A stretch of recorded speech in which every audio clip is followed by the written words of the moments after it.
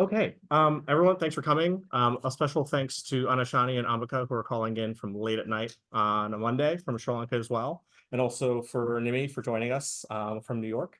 But my name and also Dr. Pham, you're here. We have you local, but also right before you have to take a flight. So again, very much everyone's making some sacrifices in their schedule. My name is Salman Rafe. I'm the program manager at the Lakshmi Mittal Family South Asia Institute. This, as I mentioned to some of our speakers and attendees here in person, this is our last standard seminar of the year. So we're very grateful we could end it all with you at the right around final season. Also, thanks to our students for stopping by and hopefully still getting their work done in between. But as I mentioned at the first part of this Crisis in Sri Lanka series, this series and seminar series came out as a result of a conversation we had with a group of students, three in particular, I should add, around how places like Harvard University and our team cover places like Sri Lanka. Last year, we had an event with President Ranil Wickremesinghe from Sri Lanka. And that was kind of about focused specifically on the economic crises and turmoil in the country as well. And as a result of hosting that event, we got a lot of feedback, honest feedback from a lot of students and other members of the Sri Lankan community around campus, around giving a platform from the governmental point of view, but not necessarily points of view from people of Sri Lanka, many people who've left Sri Lanka, and general members of civil society in Sri Lanka. And so we took some time to work with those students and faculty on campus to put together a couple of conversations about sort of the years, decades of turmoil that have kind of gripped the country and how people in Sri Lanka and the Sri Lankan diaspora broadly have reacted to it. And so that's kind of led to us doing this two-part series this semester. And I've talked with Phoebe, Sai, and Jess, who've been our three kind of main student partners in organizing this. And we're hoping that we can also do more events on Sri Lanka in the coming years as well. So hopefully with them and also, of course, other successive generations of Sri Lankan students here on campus. But this series is, I want to give special thanks not only to them, but also to the Software Center for Ethics, specifically Professor Eric Bierbaum, who served as kind of the chair and another organizing partner for us for this event. And again, without him, we really wouldn't be able to pull this off. I'll turn things over to our moderator in a second, but just broadly format-wise, we'll hear from our speakers, we'll have room for conversation between the three of them and our moderator, and then we also hoping to open it up to the audience for questions. While the audience is here in person, we also encourage you to help yourselves to first, seconds, and thirds of food. By all means, help yourself. And also, of course, our guest speakers, we promise to save you a plate so that you can eat when you're done. But before that, I'll turn things over to our moderator. We're very grateful that Dr. Pham from the Harvard Humanitarian Initiative and the Harvard Medical School and T.H. Chan School of Public Health can join us. Dr. Pham is an associate professor at the medical school and the T.H. Chan School of Public Health, and she also serves as the director of education at the Harvard Humanitarian Initiative. I can probably do an entire seminar with her, and maybe we'll actually do something in the future again. We're hoping to do more partnerships with you. But to be brief, I'll just highlight that she has an extensive background focusing on the design and implementation of epidemiologic and evaluation research, the development of innovative technology solutions, educational programs. Her expertise also extends to regions impacted by both ongoing conflicts and post-conflict scenarios, such as Uganda, Colombia, the Congo, Rwanda, Central African Republic, Iraq, Cambodia, Colombia, and numerous other areas. She also leads the following programs at the Harvard Humanitarian Initiative: the Transitional Justice Evaluation Team, Humanitarian Studies Concentration, Building a Better Response, or BBR, Local Engagement and Response Network, also known as LEARN, and Peace and Human Rights Data. So we're very grateful that she can kind of lend her expertise and her time here with us today before she has to catch a flight to, I'm not sure if it's work or vacation, but whichever one I hope goes well afterwards. Thank you. Dr. Pham, I'll turn things over to you to kind of introduce our speakers and take us through the rest of the day. Well, thank you so much, and thank you for having me moderate this panel. It's been a great learning experience for me for the last couple of days. Just reading up on Sri Lanka, I was there back in 2004, and lots of things has changed and lots of things hasn't changed. So it's really interesting to read up on the materials.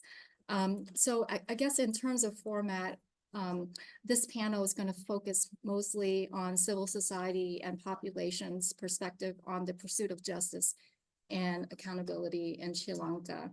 And as everyone know from the first panel, Sri Lanka have experienced several decades since the 1970s great violence and mass atrocity. And so I think two of the questions that I would love the panelists to focus on is what would justice look like in Sri Lanka and for whom? And how can justice be achieved? And so I think those are the kind of like the broad framing for this panelist. But what I'm going to do is introduce each of the panelists one by one, and then have some questions for them. And then we'll open it up to Q&A. So I think for the first panelist, Ambika Satkunanathan is a human rights lawyer and activist. Oh, sorry, Dr. Pham, may I interrupt? Yes. Sorry, may I interrupt? I think Anushani was under the impression she was going to go first, so she'll go first and I'll go second. No issues. Okay, that's great. No problem at all. So I'm going to first then introduce Anushani, and then I'll come to you, Ambika. Thank you. So Anushani Alagarajah is the executive director of the Adayaalam Center for Policy Research. Over the last 9 years, she has worked closely with war-affected Tamil-speaking communities in the north and the east of Sri Lanka.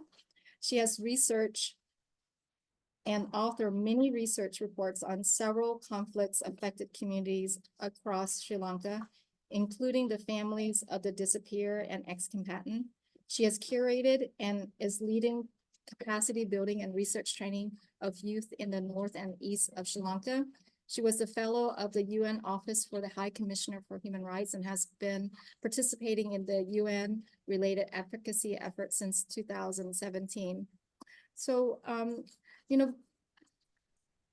Anushani, based on your work with victim survivor, especially the protesting group and ex-combatant in the north and east, could you tell us more about the Sri Lanka's government's response to mothers of the disappeared and protests, and what needs to change in order to achieve more meaningful justice in Sri Lanka?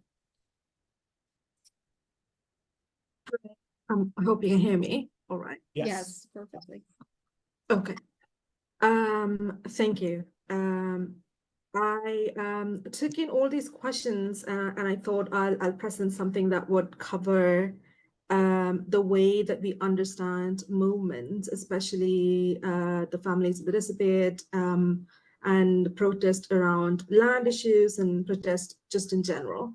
And that would also include the responses from not just the government, but also the other advocacy spaces, the non-Tamil advocacy spaces, civil society, and also from other stakeholders. And again, I'm drawing these observations as I was participating in voting protest since I was a child, and now with the work that I'm monitoring and reporting on protests for the last 10 years, so I'm drawing these conclusions from that. I think most in this room would know about the big protest in Sri Lanka, the most recent one that kind of put Sri Lanka back under the international attention is Alagarajah, which took place in the capital and some other parts of the country. Some of you might know that the continuous protest of the families of the disappeared, demanding justice and accountability for their loved ones over the last 6 years. Maybe few would have heard about widespread land-related protests across the north and east through the years. Some lasted for years, some lasted for months, and then there were many, many protests, big and small, during and after the war. Now, going back to Alagarajah, there were a lot of discussions around why there is no participation from the north and east. For context, families of the disappeared were still protesting when the Colombo started protesting in the absence of food, fuel, and medicine. Most people know this, but there were barely any acknowledgements of the disappearance protest or inclusion of any demands that the Tamil civil society has put forth. Alagarajah also gained a lot of international media coverage, full attention, support, and protection of the diplomatic community in different ways. academics rushed here to study the paradigm shift. You can count the number of pieces produced that included the comprehensive perspectives of protest in the North and East in one hand. When just before the Argalia started to pick up, the old mothers were attacked and assaulted by the military and the police in a demonstration against a Rajapaksa's visit to Jaffna. There was no supporting statement from foreign missions. There was not even inquiries about what happened and how the mothers can be supported. We added this incident to our list as just another attack on the protesters, yet our participation was demanded, and our labor to educate the Sinhala majority community on why they should be inclusive of the Tamil demands is demanded in the capital. My goal is not to be negative about the Argalia. It did what it did, but it also exposed how protests and movements like this are treated and noticed by different stakeholders. People were quick to call this mass protests movements, but movements are also constructed by media and many other factors like who supports it, which foreign missions are observing, and which famous experts are tweeting or writing articles about it. I believe when it comes to North and East, any gathering of people who share a call for justice or a political belief come together against all odds and against the oppressors. In our case, it is almost always the state, is and has the potential to be a movement. The protest for the disappeared is a huge reason why the demand for justice and accountability is still on the table. Every time the focus shifts from human rights conversations, they bring us back to accountability conversations. Every time there's a land protest, they are reminding us of all the lands that are occupied or being seized. On every single Independence Day in Sri Lanka, Tamil community mark it as a Black Day and reminding everyone that we are not yet independent of the Sinhala Buddhist supremacy. Every time they carry a placard saying that we want our land back, they're connecting the historical dots, doing the same as women in the 80s did when they protested, carrying the placard saying we want our land back. This is our movement of carrying these calls of justice towards forward, different years, different generations, but same issues, same demands. Sometimes people ask, why do we protest for everything? Simply by deciding to protest, we reinstate our dignity and our right at the face of a nation that does not want us to have any of it. It is these little acts of defiance and courage that keeps the community going. But it is interesting how little space these protesters or their representatives get in spaces outside of the North and East. Even when the Office of the Missing Persons was established, or when we started on this whole transitional justice agenda, the families were consulted once, and then that was it. Tamil civil society kept saying that Office of the Missing Person is a sham, and this whole trusting the transitional justice agenda as a magical wand to fix all our problems will backfire. But we were told to sit back and not rock the boat. Even during the Argalia, when it had the huge potential to actually make a meaningful impact, by simply including some core Tamil demands, the same things were said. We will deal with our demands first, and then we'll come to yours. Now the tables have turned a little bit after the regime change and the economic crisis and everything. Everybody is saying that Office of the Missing Person is the sham and transitional justice is a failure. When we said all that years ago, we were called spoilers, extremists, disruptors, and a whole other bunch of names.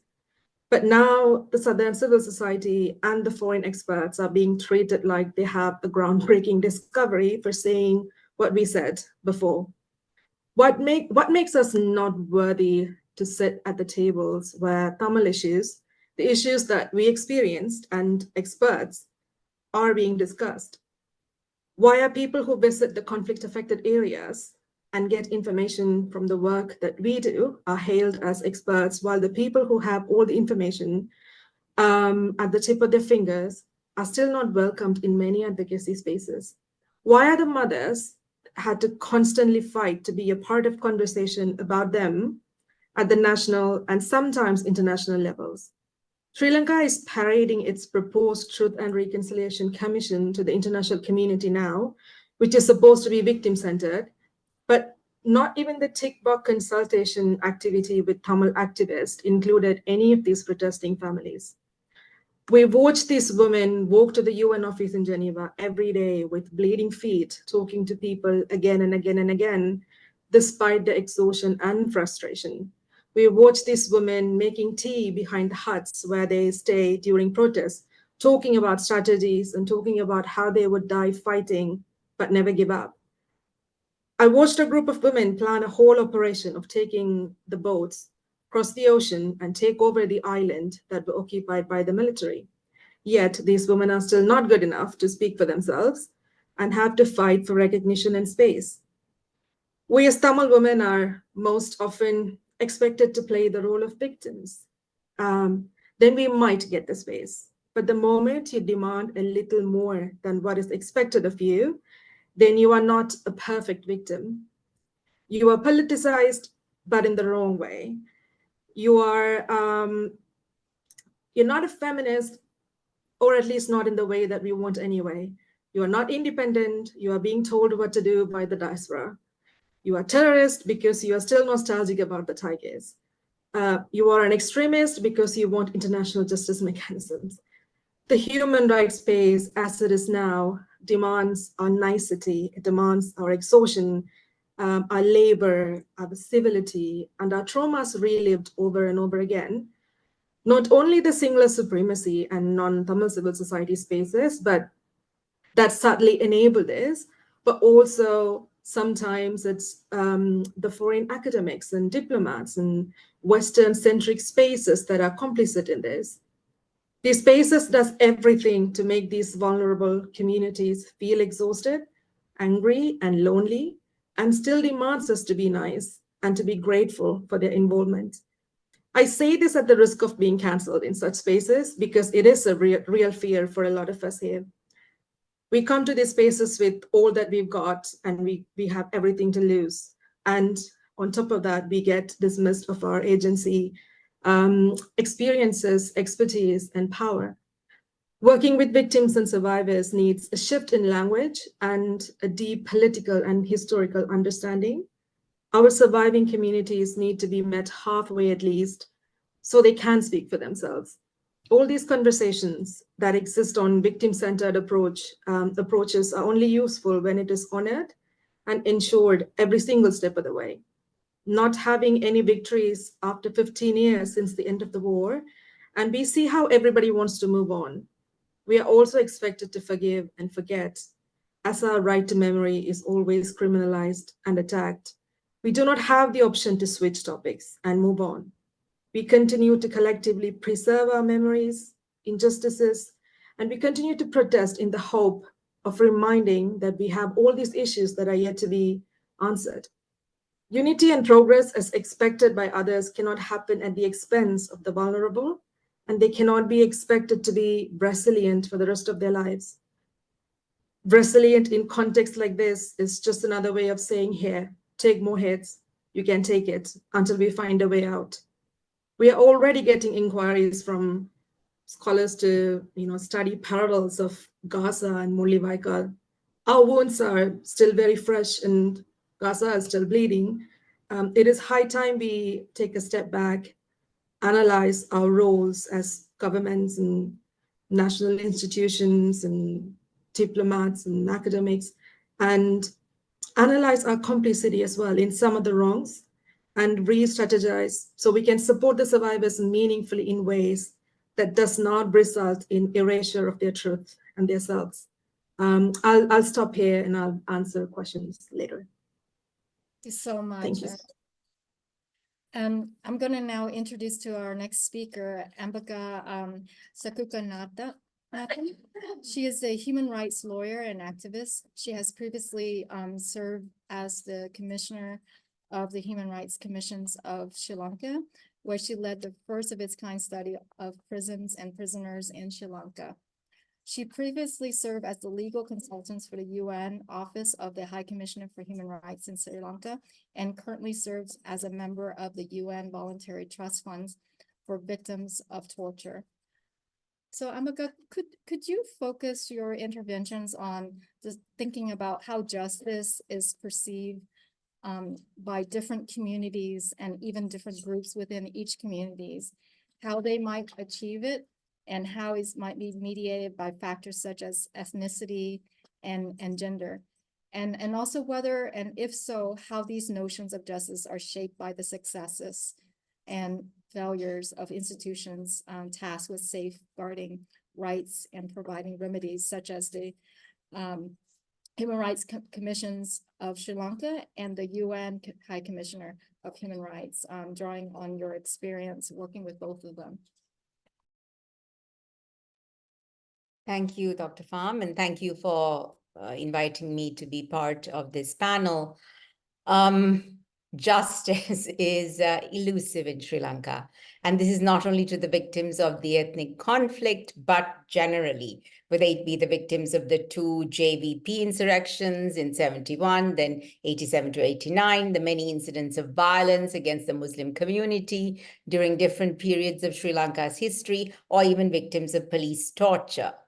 Where justice for wartime violations are concerned, the Sri Lankan approach is often referred to as, erroneously, as restorative justice, whereas it's not, and gives primacy to forgiveness as opposed to retributive justice, which which is what they label accountability and punishment.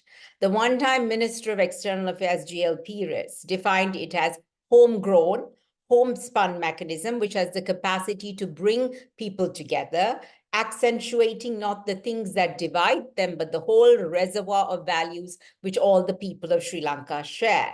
Then we have had scholars such as Sri Lankan, anthropologist Michael Roberts, who has argued that the bitterness wrought by the ethnic conflict could be fueling the need for retribution, which in turn they fear might lead to the fabrication of allegations of war crimes by Tamils.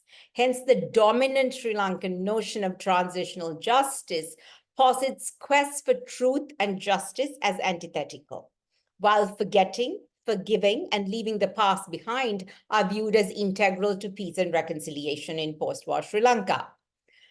A fundamental factor we must acknowledge is that transitional justice in Sri Lanka is related to state reform.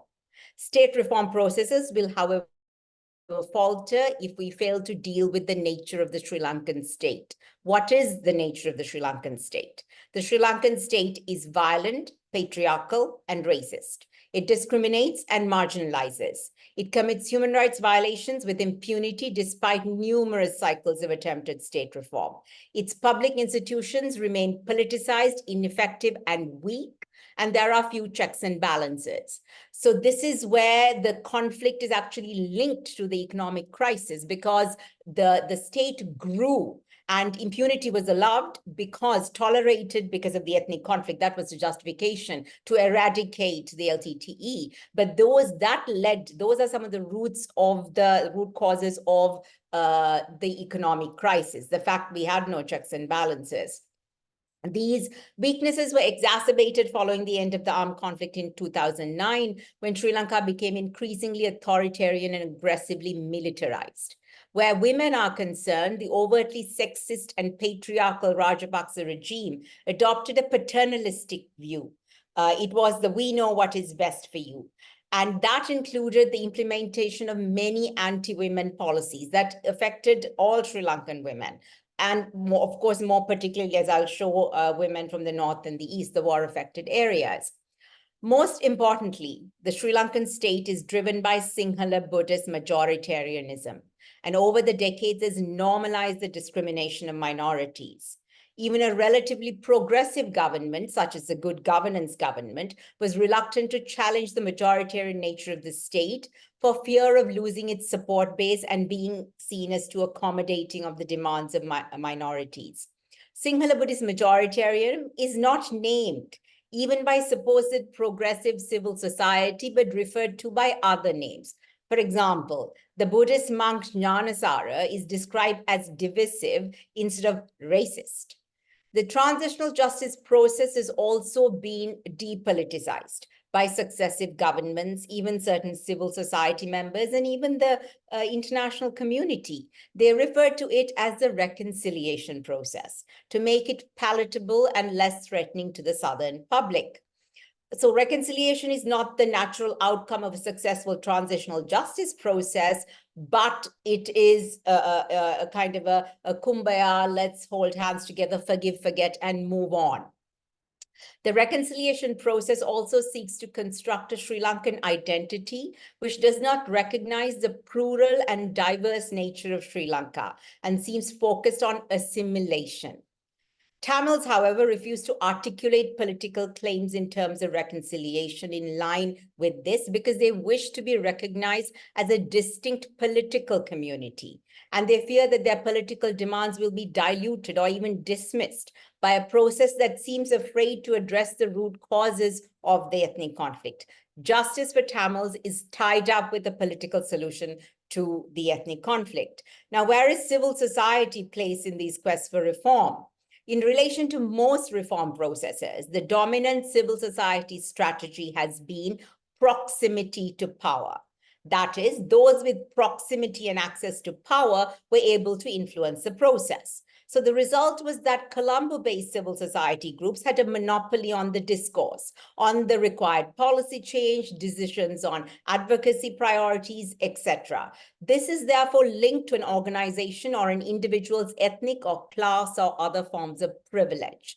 Thereby, many social inequalities that civil society claims to challenge are reproduced within civil society as well, which is an obstacle to any effective reform process. An example is, of course, the 2002 peace process, where what I refer to as the boys' club dominated the track 1.5 and track 2 discussion. And women's organizations, they struggled to be heard. They were dismissed or refused to be allowed into these spaces because they lacked expertise or they were not strategic, not pragmatic. What these phrases meant, of course, was decided by the gatekeepers. Now, this gatekeeping, once again, we saw it even during 2015, which resulted in the dismissal and silencing of critical voices, especially from the North and the East, as many larger Colombo-based organizations spoke on behalf of the affected victims or survivors, instead of creating space for them or amplifying their voices. International organizations are also complicit in enabling the gatekeeping by not reaching out and not creating space for civil society organizations from the North and the East. So here what we have is when patriarchy and sexism intersect with racism, violence, and authoritarianism. Women from marginalized communities experience multiple forms of violence, and their demands and concerns, as Anushani also explained, are unheeded. Now, the abuse by these state structures, that spans decades and is illustrative of deeply entrenched impunity and lack of accountability that allows the security agencies to engage in extralegal and illegal action.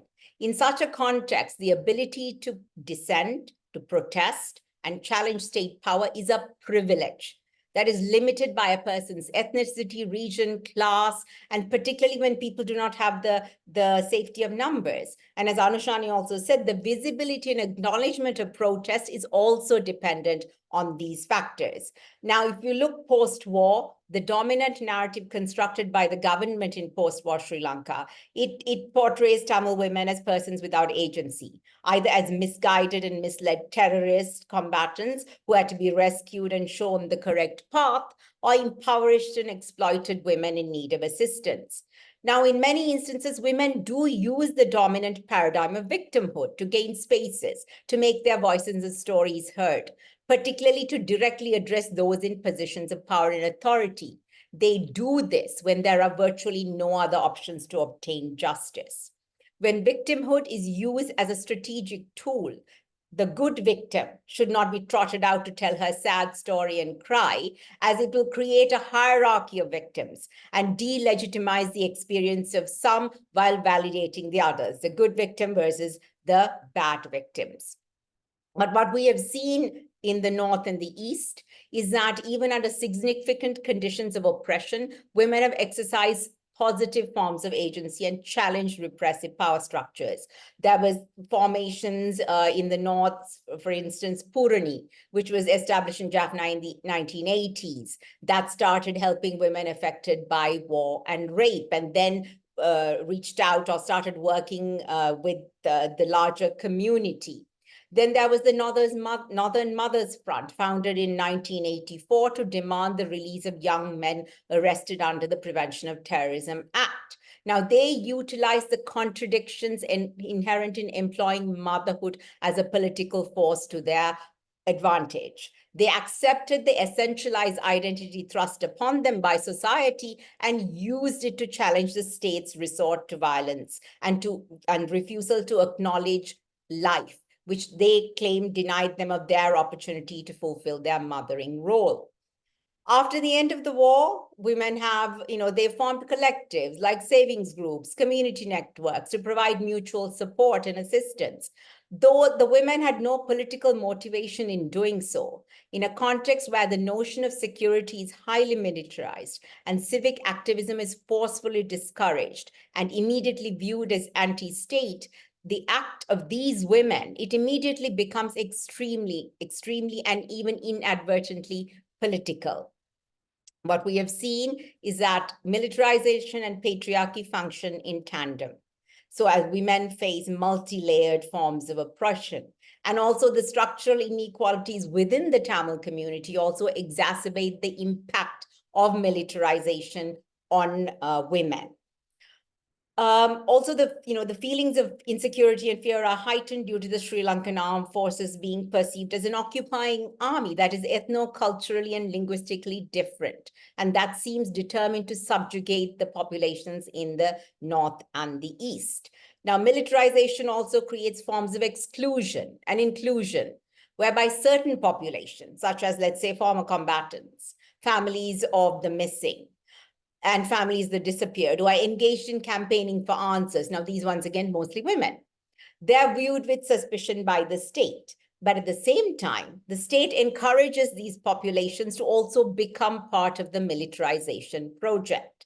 So in the North, we find women's rights activists continue to be labeled as anti-national or as terrorists. So these women become doubly deviant, a terrorist and a woman who has transgressed socially acceptable female behavior, particularly due to their ability to reproduce political dissidents through socialization and education in these different spheres that they have created. So to hold perpetrators accountable, we must be able to hold public institutions that are mandated to provide remedies accountable. Right now, we can't. This has virtually been impossible in Sri Lanka for many reasons, one of which is the lack of realization that reform or transformation is not merely a technical exercise, but also a political process. An integral part of the political process is acknowledging the root causes and dynamics of the ethnic conflict, which has become institutionalized and undermined reform attempts in the past. An example, the Attorney General's Department. The inaction of the Attorney General's Department regarding the prosecution of wartime violations by the state, while it overzealously prosecutes and even persecutes, I should say, Tamils and, after the Easter attacks, Muslims under the Prevention of Terrorism Act, often with scant evidence, that points to ethnic prejudices that have become institutionalized.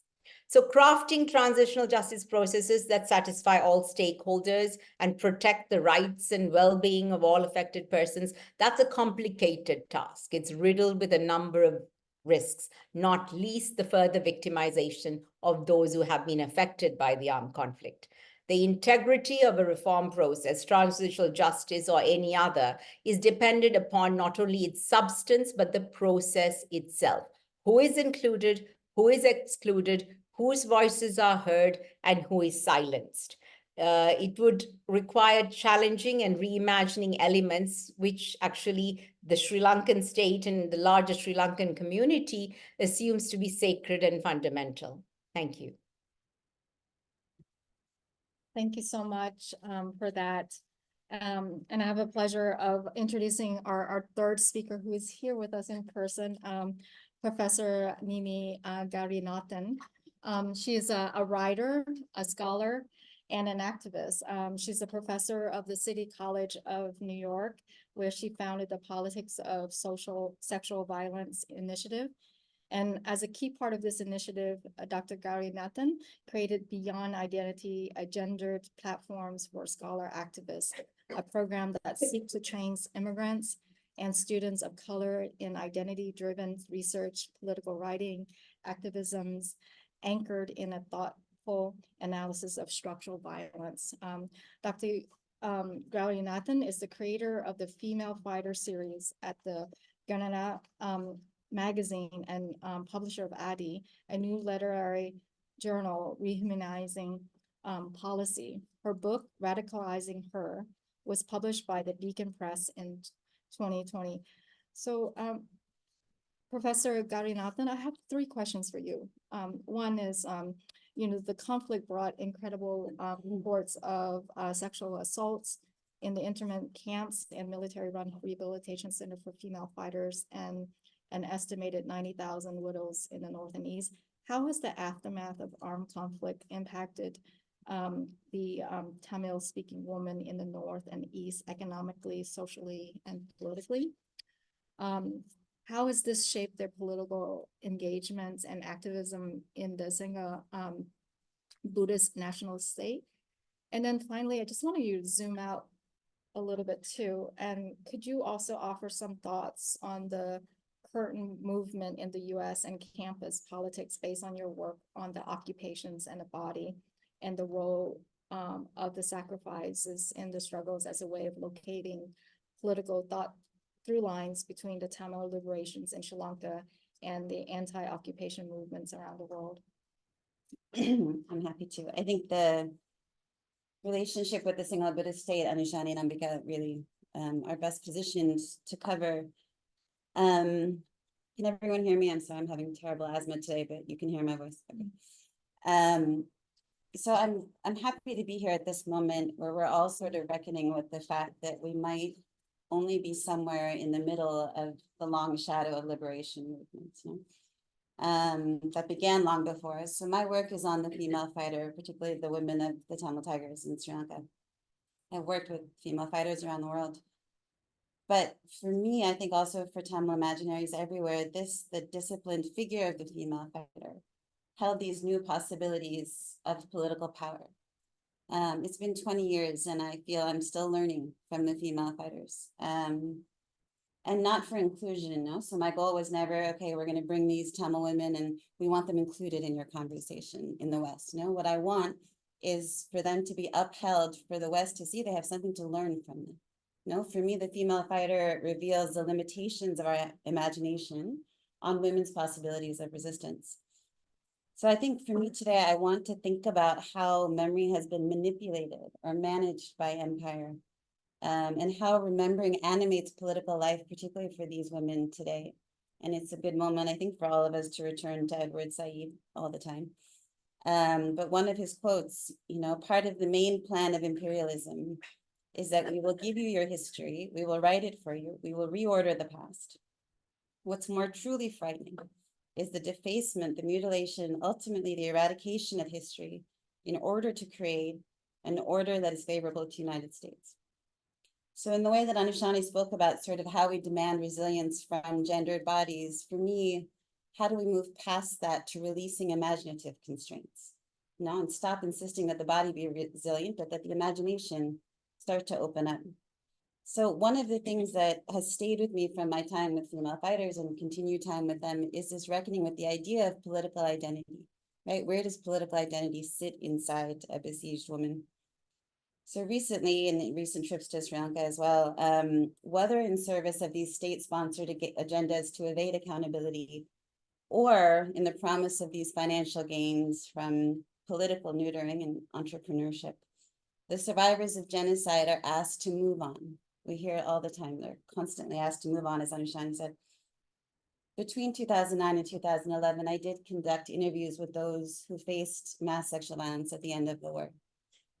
It's not something I talk about. Often I talk about it in my book. I interviewed over 100 women who were raped by the Sri Lankan military. In the process of these interviews, more than the information that came out, when I was sitting across from a bundled up refugee woman in a cafe in London, and she's telling me of being stripped naked and being surrounded by soldiers in the jungle. And she looks at me and she says, I can tell you this because you're Tamil, because you're one of us.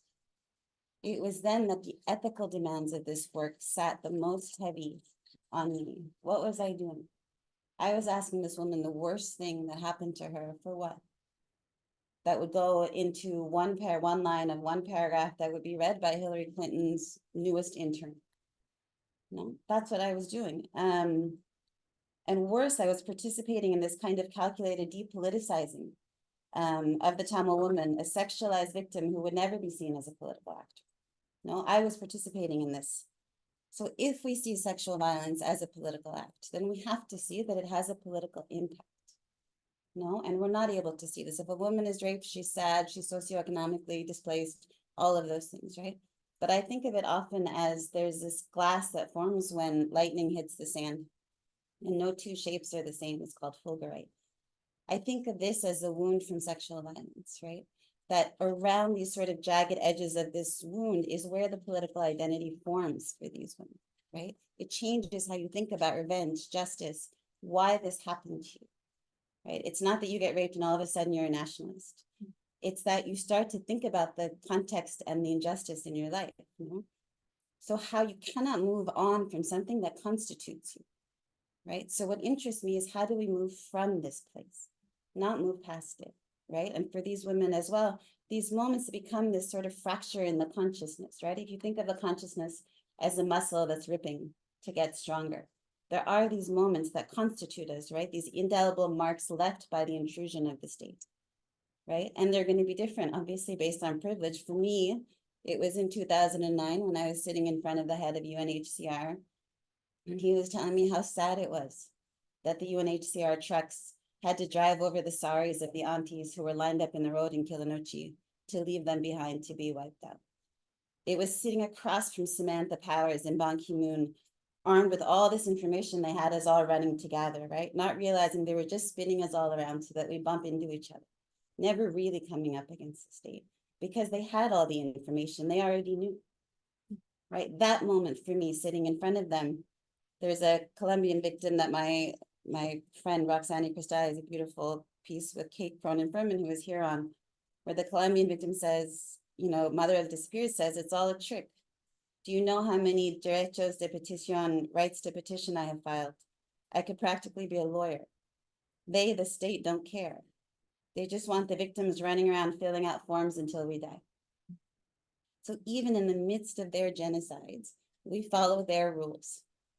Right? Why are we doing this? You know, for me, when people talk about this disillusionment right now, disillusionment is a disruption in our image of the empire. No, it's felt when it's felt through the loss of the life of our people, through the hundreds of thousands who died in the Tamil struggle. There is no gradual moral decline. It is a complete moral bankruptcy of the West, which we are living through again. So the moments that the Tamil women cannot forget, there's a beautiful book coming out by Adayaalam, Anushani's organization, on stories from Mulevaiko, the end of the war, where some of the women say, I cannot forget the memories of Mulevaiko, no matter how many years have passed by. How can I forget the memory of my husband being taken away to Omanthak, right? Explain to me, how can I forget this, no? For me, reading this text, this beautiful compilation, the details of genocide imprint on the mind's eye in ways that are both extraordinary and mundane. You know, you read in these stories, an able body flailing to escape the flames that engulfed them, the red-colored bus of the Sri Lanka Transport Board, whose windows became the final frame for the faces of the disappeared. These cultural markers that were repurposed to protect, a wedding sari ripped to fill with sand or bandage a laceration, potus hastily pasted on single women so they wouldn't be raped. For those who lost everything, memory is the one terrain they will not cede, no, and should not have to. Because Ambika spoke to the idea of narrative and what gets said. Who is managing narratives? It's a combination of militarization and memory, right? Resistance requires that you recognize captivity. And this is really important. I see young people all the time, especially young activists, who haven't yet identified the enemy. You have to identify the enemy. You have to be able to see the constraints that are around you, right? These colonial constraints that are in collusion with the state. Narrative is one of these constraints, right? And it is reinforced by militarization. We speak all the time of the identity and the body politic that's being oppressed, but not the identity of the state, right? What is the identity of the state? As Ambika pointed out, both religious, racial supremacy and virulent misogyny are embedded in the ethos of nation states that seek domination. Part of how they sustain domination is through narrative, how we remember and who gets to remember. The policy group I was working for a week after 2009, the end of the war, gathered members of the Tamil community and advised them that they shouldn't use the flag of the Tigers as they remember, right? And again, in that moment, the arrogance of telling a community how to remember the people that they lost in the liberation struggle. Mario Araldas, who is here, writes of the persistence of this, that on a campus elsewhere, University of Jaffna in 2011, the students had lit the candle to remember, and the army remembered from the year before and came to the same classrooms and came to the roof and took over the roof. But the students went to a women's hostel where they knew they wouldn't look, using gender as a protection of cover, and they lit the candle there anyways. You know, this cannot be killed, right? And so for me, and the truth, when people ask about, you know, Tamil women and the truth, if the question is my husband dead or alive? From a place of power, the regime chooses not to answer. But justice requires asking a different question, one that forms the basis of a political counter-narrative. The question to be asked is who killed him, right? That is a different question. From a place of embedded impunity, this regime will never have to answer, you know? And in watching these moments on campus, you know, across the country, these are colonial encounters, right? You cannot think of militarization as checkpoints. Militarization is what seeps into the intimate spaces of social life, right? That encounter with the state, right? It's a constant intrusion. One of the members of the FARC would say to me, if a soldier comes at you with a gun, women should respond with what? A Bible, a book, kindness. No, and how tightly the Sri Lankan state, along with the West, have held on to this narrative is what we saw in Alagarajah.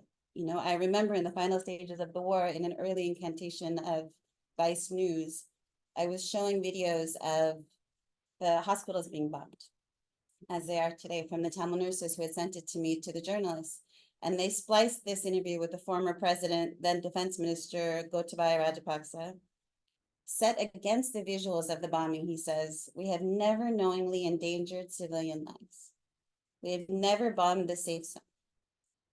The next year at a UN session with Yasmin Suka, we presented a dossier of evidence of sexual violence committed en masse by the Sri Lankan military. The then Sri Lankan Army Defense General, I think maybe still, Shavendra Silva, responded, no, we are a disciplined force. Disciplined militaries do not do such things, right? Not a single one, he said. There was no expectation on my side that they were going to acknowledge these crimes or even accountability, but the surprise was in the brazenness of the lie. 0 civilian deaths. That's what revealed how securely they both sat inside a system of embedded impunity. They didn't even bother to squirm. No, with the entire international community sitting there in front of them. So where the West has proselytized these liberal ideas, justice, human rights, to a form of governance, democracy, regimes like those in Sri Lanka, Myanmar, elsewhere have learned that maintaining this democratic facade will protect supremacist agendas, right? And that's what they've done. So even though there was this widespread curiosity of the president's plane, he and those before him have already been offered a safe passage. No, they've always been protected by the narrative scaffolding of a liberal project, right? Anchored in these structures of colonialism. They were already protected by the narrative, right? No matter what happened. So I'll just end with some of my recent work, which is about how we read occupation from the body. Because as I engage with Palestinian students, with other young students who are enraged at this moment, I find them struggling to find this connective tissue, you know? And instead of trying to look for the strands at this superficial level, for me, it's how, when we start to acknowledge how occupation lives in the body, right? that it becomes a natural form of connection between all of us. So I asked a former fighter in Sri Lanka recently if she believes in self-determination. She holds a fist to the center of her chest and she started mimicking the lingering muscle memory of clutching a cyanide capsule when in danger. But she's pulling from a place that the state cannot reach. She says, this self-determination, this is everything to me. Now, a refugee, another fighter, maps proximity, tracing her fingers in the sand as she sketches her own lines of vulnerability. She says, this is the area we bathe. This is where the soldiers are. The violence of space designed towards dominance settles in the body, right? A wonderful study by Dr. Shader Kalub working in Palestine. A young Palestinian child says of the soldiers lining her walk to school, they invade our breathing. No, this is all held in the body. The violence of occupation is both construction and drilling. It's spinning barbed wire around mobility and digging a psychic passage for fear to move freely from the checkpoint to the home. So read from the body, state violence is always gendered. Gender-based violence is always political. You cannot separate these two. And I'll just sort of end with, this idea of sacrifice now that I've sort of taken over a lot of my thinking, because I'm asking the fighters about sacrifice and what it means to them. Because they did sacrifice a lot for the struggle. And where does that leave you now? And one of the fighters who I spent a lot of time describes this scene, and she's kind of smiling as only female fighters can, and saying it was like a James Bond movie, where it was on fire at the end of the war in Malevaiko. And I was performing a C-section, and I knew I had to do this. I knew I would be with the struggle until the end. She said, there's two sacrifices, if you ask me. This one I knew. But then her 3-year-old got out from the camp where he was, and he wandered to try and find her, walking through some of these flames to try and find her. She said, as soon as I saw him, I thought, I don't know as a mother if I can sacrifice this. And this to me is where I want to start thinking about, how do we think about sacrifice for the struggle? I think there is no struggle without sacrifice, but the gendered understanding of it is very different. How do you resist something personally that you find value in politically? Right? And other fighters who have been there recently, the conversation, I asked one of the fighters who was more pessimistic, and she said, yes, we sacrificed for nothing. And then she paused for a minute and she said, no, actually 50% for nothing. She said, there's something in me that changed forever. Something inside me that changed forever because I participated. So that is where I think the work is, how do we move from that place, the place that was changed forever by this? Thank you so much. I think all of our panelists brought lots of great points and discussions. And, I think when we look at this, some of the issues is about capacity and lack of political wills and some of the precursor that needs to happen for transitional justice or justice to achieve.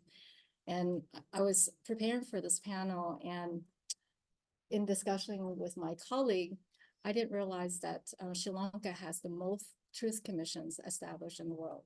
It has so far 12, and I think the 13th was just proposed this year. And there was also a resolution in 2015 that proposed by the Human Rights Commissions to establish 4 mechanisms. One was the judicial mechanism for that established a court with foreign judges, lawyers, and prosecution and investigations.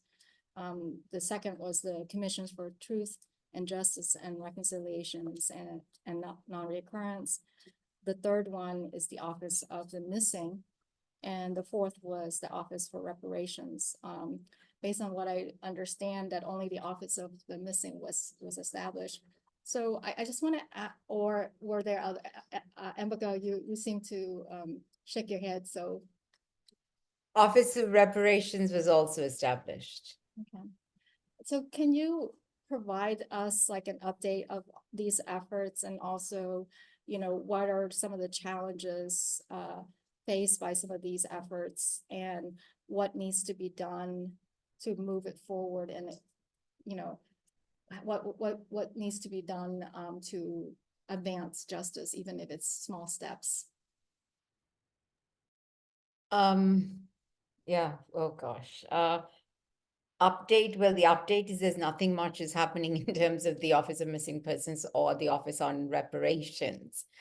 And I think that is also about, it comes back to political will, the lack of political will. And also the fact is, I think even at that time, there was only one person within the government who was committed to this, which was the late Mangala Samaravira, and the rest of the government and even the president, prime minister at the time, they were not committed to this. Then we even had later conflict within the government as to why they co-sponsored the council resolution, that it was not sent to cabinet, didn't get cabinet approval, etc., which showed. And right now, so therefore, I think they established them only with the hope, perhaps, of ensuring that that Sri Lanka would no longer be on the agenda of the council, that there would be no more council resolutions. And now, as you said, the government is proposing another TRC, and the aim of that is to ensure that come September, there will be no Human Rights Council resolution, that will be the end of it. Of course, there are people who say, and we agree, the council resolution is severely inadequate, right?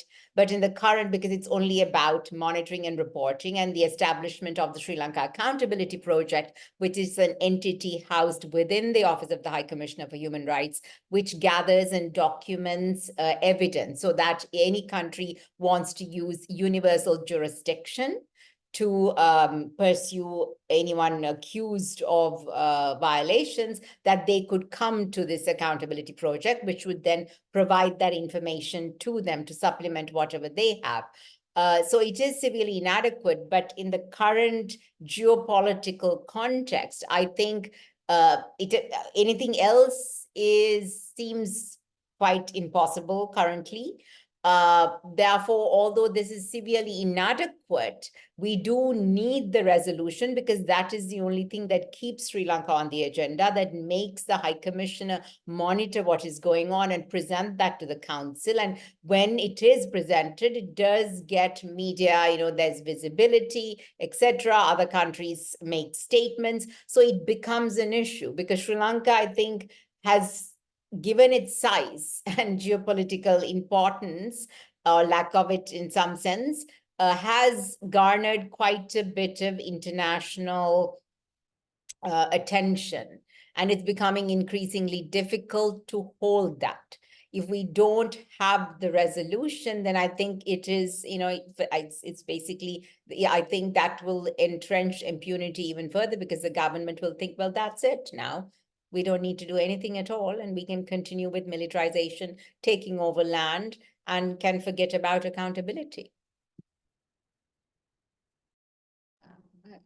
And Anusha, do you have anything to add or anything else?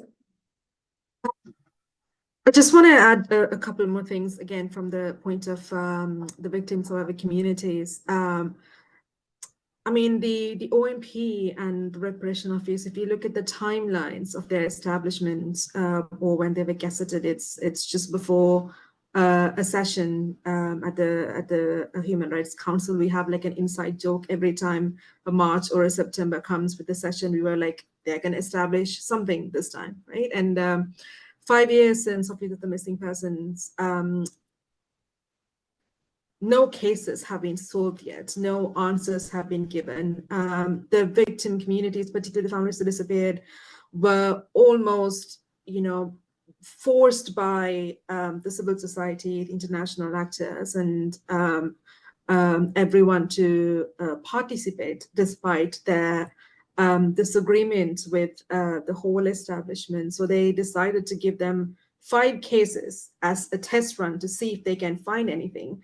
3-4 years later, they still don't know like what happened to these cases, right? And then there were several mass graves after the establishment of Office of the Missing Persons.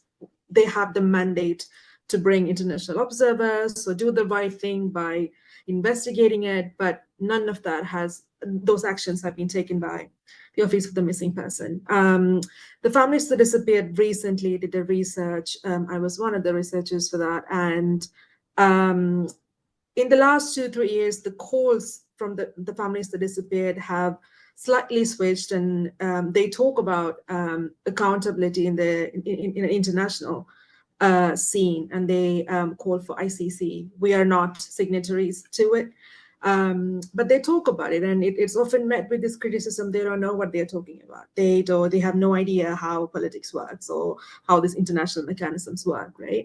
One of the things that become very clear to us in the research is they know that we are not signatories to it. They know that it's not an easy process to go to ICC. What they know is that they have absolutely no trust in the local mechanism. They do not trust any mechanism that is established locally by the state without any political will. They believe in something that is quite actually impossible, that is going to the ICC. And I think that's what a lot of us just miss. They understand what that means. They understand how stark it is when they say things like that, and how that, how people look at them when they say things that are quite impossible. But the point is, there's absolutely no trust in any domestic mechanisms at the moment that something from like international community looks like it could work. But they also know that, international community is not going to save us. When we say international community, we look at this, this higher Western powers and UN and EU, but they also know that these institutions are also somehow complicit in everything that we are going through, right? It's not that they trust these institutions to give them answers, but it's also their way of holding them accountable for the mistakes that were made, or the support that they didn't get. Thank you so much. Shalini, do you have? No, I think, there's an idea in the movement about what your role in the struggle is. I think it's important, the work of holding space at the center, at the international community. I think for me, after a while, when people ask if your work is a pushback, I didn't know how to push back against so many rigid, all of the isms in one institution. It was too much. So I think that my work is expanding the political imagination of the resistance. And I think there's a lot there to be explored, like even the idea of women's safety. I think about now, a donor asked me here to speak to collective safety for Tamil women. And I said, I can only think about, or for women in general, I can only think about safety as self-determination, and collective safety as self-determination, because when faced with that violence, a vulnerable body or a vulnerable body politic will seek a safe space, right? Self-determination has a spatial logic to it, right? Whether you're talking about sexual violence or state violence, which I argue in my work is the same thing, right? That there will always be a spatial logic to it.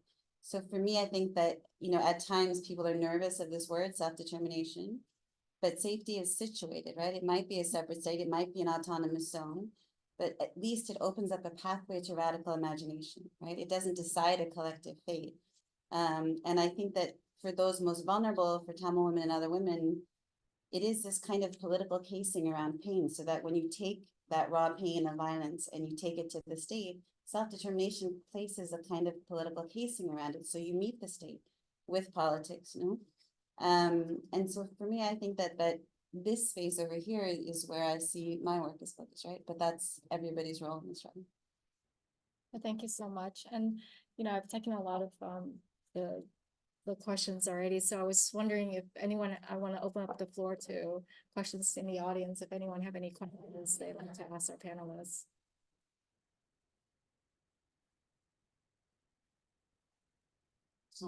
So you just met Shweta Silva, who is now actually a army chief of staff, I think. Yes, yeah, thank you. So is there a mechanism you can indict him in the International Criminal Court?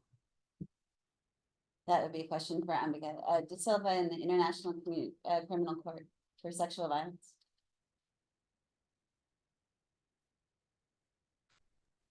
Well, as Anushani has already said, we are not a signatory. If not, we have to be referred by the UN Security Council. And what's happened even in terms of, Sudan, for instance, they tried to refer it several times, but of course, either Russia or China veto it in support. But perhaps Sudan is also a case to show that you keep trying and maybe sometimes you'll be successful. And there is another means whereby I think one of the Canada-based groups, I think it's called Tamil Rights Group, has filed saying it's about forcible removal of a population. So they have said that, they've used some people who were displaced and who've left the country. And then on that basis, they have actually filed sort of a, petitioning or the prosecutor of the ICC. I don't think there's been any progress in that.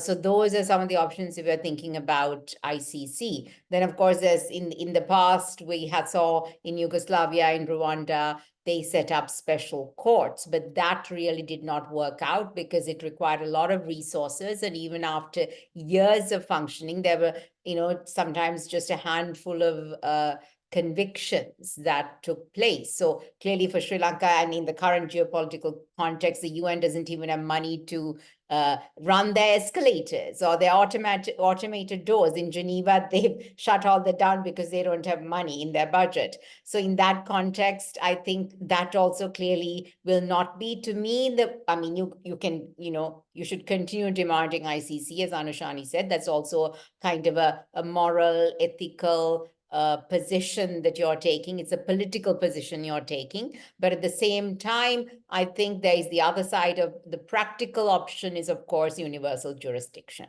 Because we have seen in the last few years, increasingly other countries, people from Iran who've committed violations, people from Syria, they've been convicted in Germany, in Sweden. And that is a real possibility. And also because we have now the Sri Lanka Accountability Project, which is collating and it is documenting evidence in a way that can be used for criminal prosecution. So therefore, and they've said in their last reports, they said they had 10 queries from countries asking for information, which means that there are investigations going on in, we don't know whether all 10 were from one country, 3 countries, 10 countries, but there are clearly investigations going on, and the Accountability Project can assist. Any other questions? May I ask a question? If I can just on this sexual violence question too, because we're here with young scholars, I would push you also to see the value of reimagining some of the scholarship around these things, right? Not simply thinking into the frames available to us, right? So if we know that sexual violence is used to depoliticize women, that's a fact, right? Not a political actor.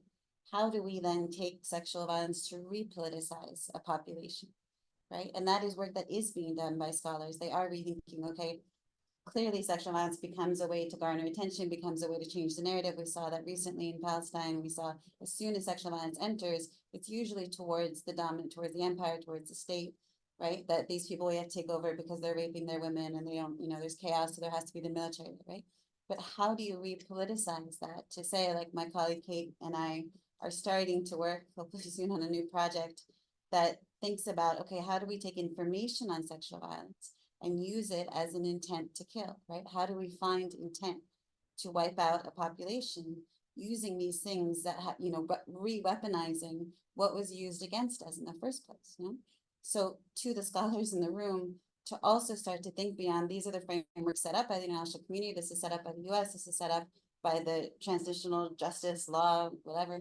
But how do we sort of dismantle some of these or strategically repurpose it towards our own goals? Yeah, so this question is for, any of the panelists can answer. Could you please comment upon the role of India in this?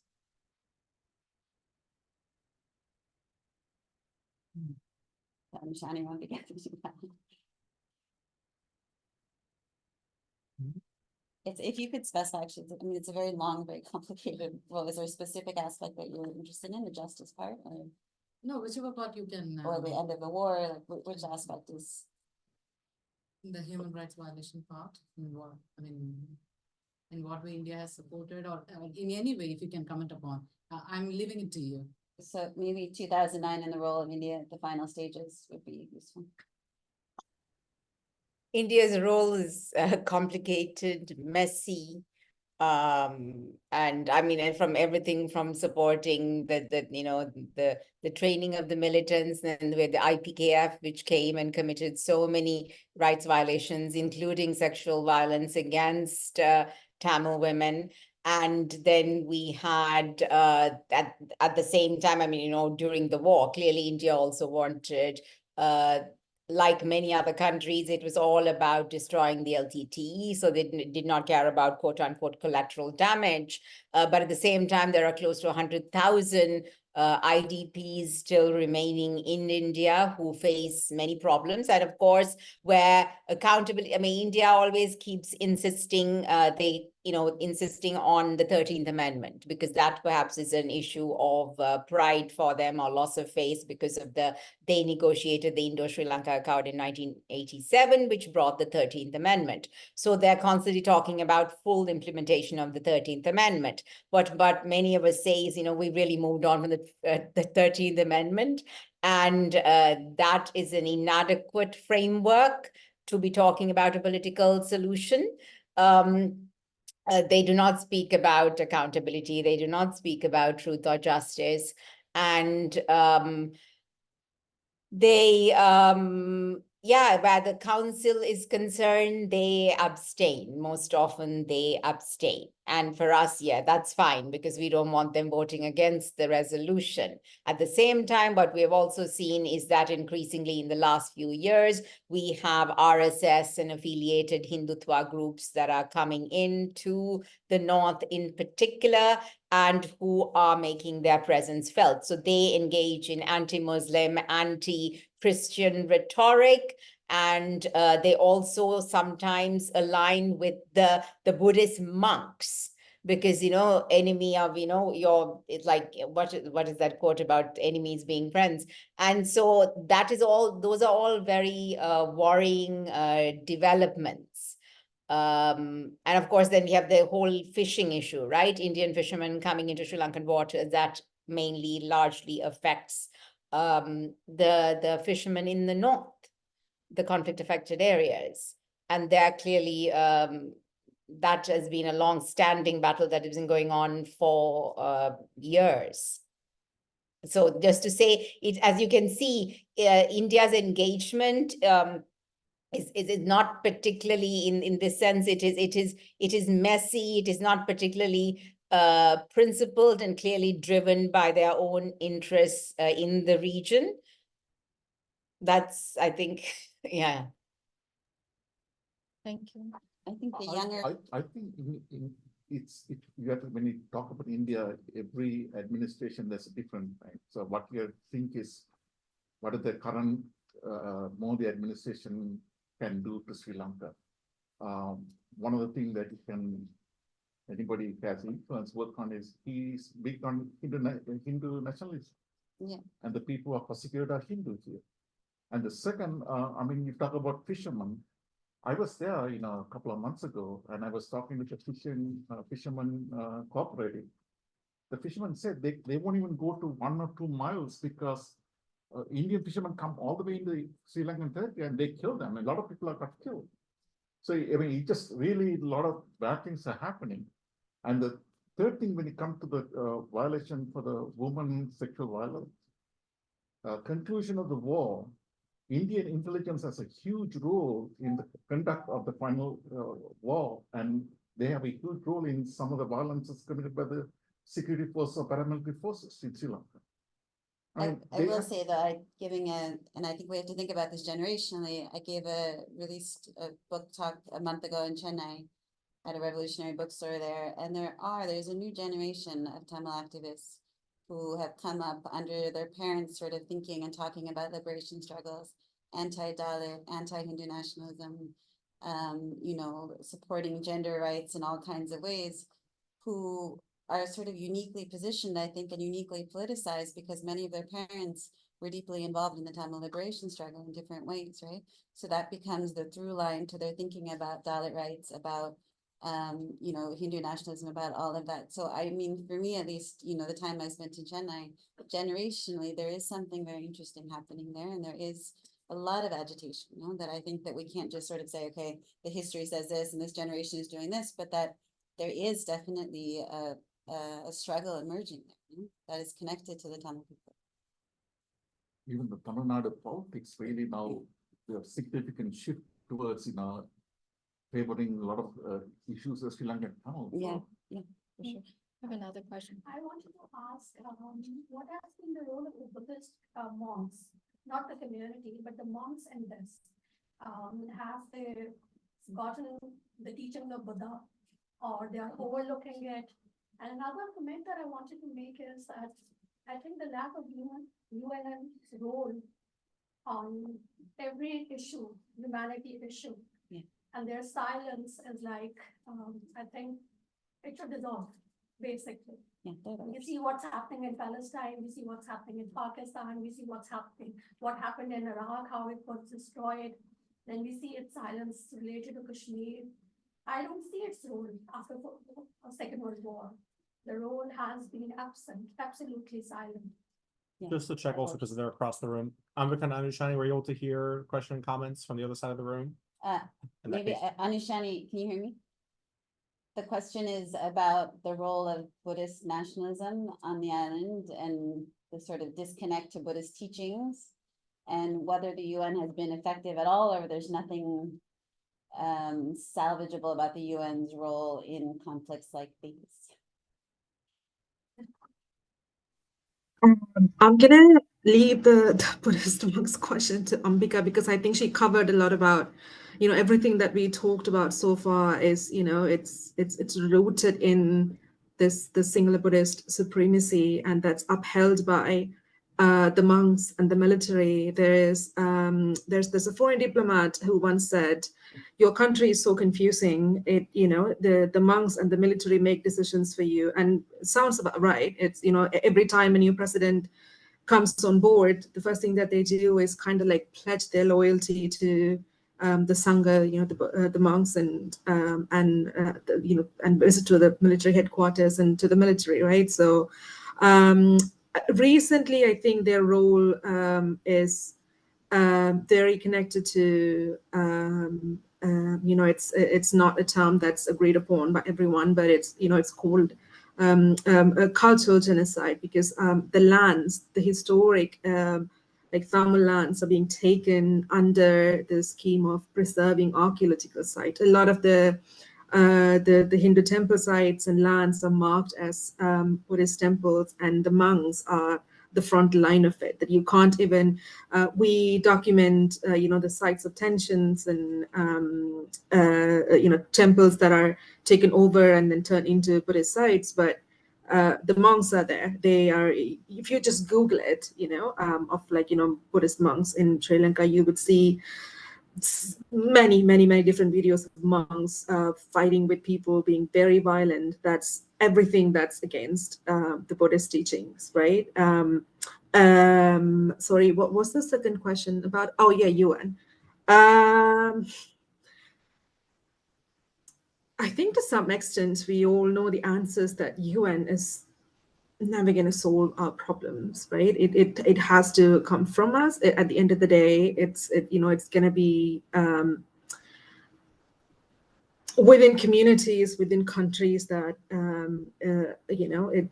the bigger changes are going to come from. But to me, the way that we work and to work with the communities, it is important to keep that line open. And it's exactly what Ambika and Nimmi said before. For me, sometimes it's very simply the aspect of protection. To be a part of the monitoring mechanism, the monitoring and reporting mechanism, there's nobody else who is monitoring what's going on. Even if there is, if an activist is getting arrested, then we talk to a special procedure, we talk to a special rapporteur on human rights defenders and ask them to release a statement. Then we can use that for advocacy and push for the release of something. If there are mass graves that needed to be observed, then we just start a line of communication open, right? It's using and exhausting all these measures and mechanisms that exist within UN, and in the hope of preserving something, having something. We I go to Geneva very often, and we would push for changes for certain words, just have certain words on resolutions, and changing phrases and whatnot, just so that then we can use that for advocacy for the years to come, because we also recognize this is not a struggle that's gonna end in like 20 years or 30 years. In countries that had like similar context, sometimes it takes 60 years and 90 years to like get there, right? But it's a line of communication, it's a line of support that we have to keep open. And again, this one thing that often comes up in the community talking about UN is that people still very much remember that UN left them to die at the end of the war. In 2009, when the war was nearing an end, UN left them. So people remember this body as like, this institution that left them, right? So for them to go back to them and then ask for help and support is really emotional. It's really huge, right? Like we describe this as a love-hate relationship with UN, but that's because nothing else is working. Nothing else is, giving them even the smallest level of, protection, right? So it is a very difficult decision at times, whether we go with the resolution, whether we don't want the resolution, because it's just dragging time, right? But at the moment, it's something that we just have to engage with, because there's nothing else going on. Thank you so much. And, as we're going down the roles of the various actors, I just want to mention one group, and another group is the economic institutions like the IMF. What about them? Is there any possibility there?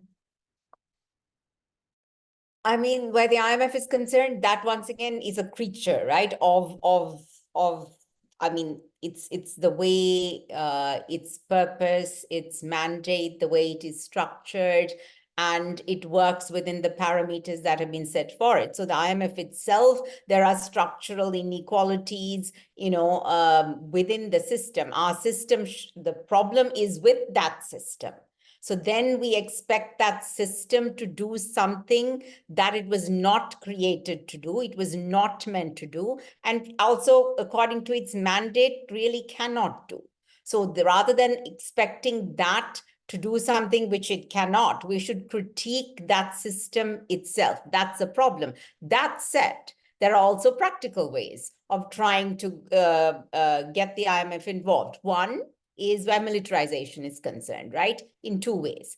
One, they want the public sector to be cut. So the military sucks up the largest percentage of public sector salaries. So get the IMF, and they have actually mentioned this, get the IMF to push for demilitarization, demobilization, cutting down on the military size. The second is corruption, financial corruption of the military, because the IMF is very concerned about corruption, and there is public data by the Auditor General who's audited the accounts of the tri-forces that show financial mismanagement, wastage, probably financial misappropriation. So these are some of the practical ways in which you can use what the IMF is concerned about within their mandate, but to tackle some of the issues that are important to us and that are related to the ethnic conflict and to the war. I think there's another questions back there too. You want to take two together? Maybe we'll take two, yes, two together. And Natasha, we just want to speak up to see if we can capture on a microphone as well. Oh, okay. So thank you. Look, you've learned some very powerful things here from you as a group today. So thank you for those. I mean, some of those things we all knew, some of those we didn't realize, and maybe we're all a little guilty of forgetting. And it's good to be reminded that it's not possible to forget if you are connected to this. You've outlined in very powerful ways the outside world and the ways in which it has abandoned and left the Tamil population of Sri Lanka on its own, and maybe even actively participated. I'm wondering, within the Tamil community itself, obviously you have a community that's gone through multi-generations of trauma with very complicated responses to the trauma and to the oppression that was part of the trauma. So what are the politics and culture like within the Tamil community, especially in Sri Lanka? How do people think about what's happened? Are there formal ways in which things can be memorialized? and remembered? Is it possible in any way? Is there any political space available in the country for literary expression, cultural expression, historical expression? Or is that simply not possible in Sri Lanka itself, and it's only something that's possible abroad? And then there's a second question in the audience. Yeah, sorry. The first kind of relates to maybe the role of archive and like the way memory is manipulated. And I know you write a literary magazine, and I wonder how that like functions as a way to kind of repurpose memory or have more, I guess, like agency in that process. And if there are other mediums of like archiving knowledge that like the role of oral histories, right, is one. Is it, how can we like, I don't know, make that like, are there others? Are there ways to uplift that? So that's one. And then the other one is I'm graduating, and I was telling my mom called me, and she was like, so like I heard there might not be a ceremony, and I'm like, yeah, that's a place. We'll see what happens. You know, schools are really like, you know, having to respond to this. And then she's like, well, I'm like, there are all these like things happening on campuses, on campus politics, as you mentioned. And she said, well, what's that going to do? There's nothing to do with that. Like, what's the point, basically? What's the point? And it made me think, I said, well, no, I said something flippantly like, well, not with that attitude or something, but like, what does like the Palestinian struggle mean for the Tamil struggle? And that relates to maybe the questions of like generationally, how do we think about these things? And I think she's willing to like, right, listen to me, but I want advice there. Yes, personally. Anushani and Ambika, were you able to hear both of those questions come in? I can start with the trauma healing and memory part. No, like most of the South Asian communities, we also don't talk a lot about mental health aspect of the post-war, you know, context or in general. However, 15 years after, so I have been documenting stories and you know, archives and other things for 10 years. And you know, the first few years, every time we bring up a conversation about how do you feel, you know, you know, people who came out of the last phase of the war would obviously like show symptoms, you know, very common symptoms of like, you know, stress and anxiety and depression, but we don't even have a way of acknowledging it without being seen as, you know, people who are crazy, you know, people who are angry or too emotional, right? But 15 years after, in you know, the last year and two, I hear from many people talking about their struggles in their daily lives, you know, them struggling to sleep, having nightmares of, you know, the scenes from the last wars playing in their head. Even worse that, you know, a lot of the women from the protesting community is talking about, you know, having suicidal thoughts. It gets, you know, it gets too much. There are no official programs on, you know, healing and memorialization, and being able to memorialize, you know, lighting a lamp or, you know, people remember and commemorate in different ways in different communities. In some communities, it's getting together, crying together. We have this culture of crying together, and it's very cathartic. But these spaces are very criminalized, as I mentioned. And the first series where Mario spoke about, you know, different kinds of memorializations. The May 18th, the memorial where we remember all the people who died during the war. It's somehow less criminalized, but then in November we commemorate the fallen Tamil Tigers, and that is very criminalized. But that's where a lot of people go to, because it's not just mourning the people that, you know, they lost, but it's also mourning this this memory and, a particular period of their life that they lost. And again, memory and remembering is it's an integral part of healing and, moving forward. People are very quick to tell you to forgive and forget, but no one really gives you the space to like even light a lamp. People were arrested off the streets for lighting the lamp, or even like posting a picture of a lamp on Facebook, or posting a picture of the national flower on Facebook. But as also like Nimmi mentioned, people also use other ways, like the story of a lighting lamp at the university was, it also like gives people idea. It doesn't always have to be grand, yeah. Like sometimes it's just lighting a lamp within close space, 10, 15 people gathered together. And again, it's all this little acts of memory and collective healing. It happens in small pockets, but not as much as we want to.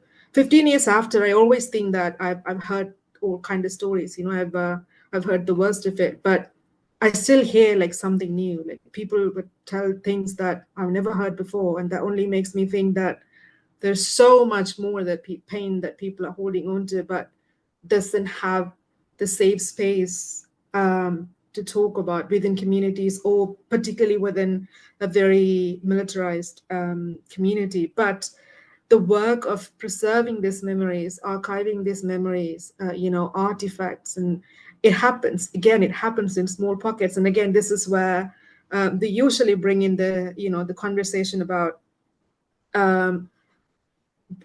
partners and actors and donors who can amplify this work, who can support this work, because some of this work cannot happen in the daylight. Some of this work cannot happen, can only happen in confidence, right? Because this is what they don't want us to have, preserve our memories, because the oppressor can never be trusted, to do this, to be the historian, right? So we have to do this work ourselves, but there aren't a lot of resources or safe spaces to do this. I'm cognizant that we're 5 minutes over time, but I think if those who needs to leave, you're welcome to leave. But I just want to give our the Nimmi and Ambika any. Can I just, sorry, yeah. Yes, if any last minute you want to, things. No, just to add to what Anushani said, I think a very important thing, practically speaking, is part of this, the trauma, experiencing violence, and the values of our community or our culture is that you don't also speak about it. And it's about keeping up a certain facade. And that hurts us deeply. The examples are, for instance, the trauma, the violence has also resulted, and then these spaces in the north that were previously closed then became open, which also meant people were exposed to things that they had not had, access to for decades.